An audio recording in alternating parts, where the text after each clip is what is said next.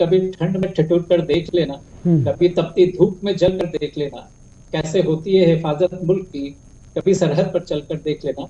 ये 4 लाइन मेरे ख्याल में काफी सारांश है हर चीज का, कि एक सैनिक किस तरीके से लड़ता है, किस तरीके से सरहद पर काम करता है, इस देश की रक्षा करता है, और इन्हीं पॉलिटिशियंस की और इस पूरे देश के सिटीजन्स की रक्षा करता है।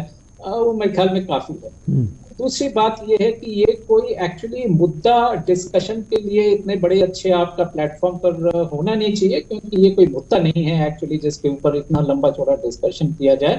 एक कोई मैं तो कहूंगा मानसिक रूप से परेशान या जो भी कुछ है, पता नहीं किस टाइप की उनकी मानसिकता है, जो इस टाइप से जो है अभी भी सर्जिकल स्ट्राइक और जो उससे पहले भी जो स्ट्राइक हुई सितंबर 2016 में, उस चीज के लिए जो है प्रूफ मांगे जाते हैं। सेना का मनोबल जो है वो उस पर आंच उठाई जाती है।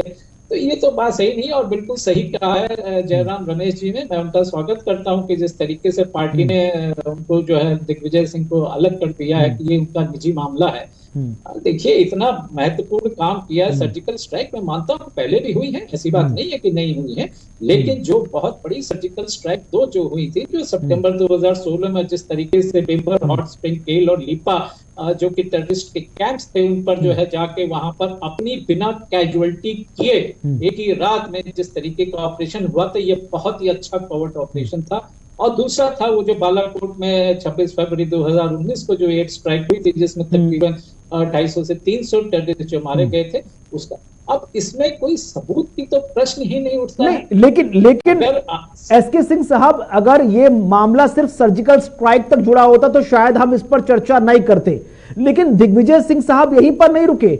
उन्होंने ना सिर्फ सर्जिकल स्ट्राइक के सबूत मांगे, बल्कि यह तक कह दिया कि आर्टिकल 370 हटने के बावजूद भी घाटी से आतंकवाद समाप्त नहीं हुआ, आतंकी घटनाएं हो रही हैं, लगातार टारगेट किलिंग हो रही हैं। उन्होंने केंद्र सरकार के इस फैसले और उसकी सोच के पीछे का जो दायरा है उस पर भी सवाल उठाए। उन्होंने तो पुलवामा हमले को लेकर भी सवाल उठाए। उन्होंने तो यह तक कह दिया कि जानबूझकर केंद्र की सरकार ऐसे मुद्दों को जानबूझकर भुनाते हुए तवे पर गर्म रखना चाहती है, ताकि सियासत और वोटों की रोटियां सेकते रहे हम लोग। नहीं, बिल्कुल सही कह रहे हैं कुणाल जी आप। और बल्कि उन्होंने पुलवामा जब ये अटैक हुआ था, उसमें तो ये भी हो रहा था कि ये शायद बीजेपी ने खुद जो है आमंत्रित किया है कि करिए, जिससे वो इलेक्शन में फायदा उठा सके। ये भी हमारे सुनने में आया।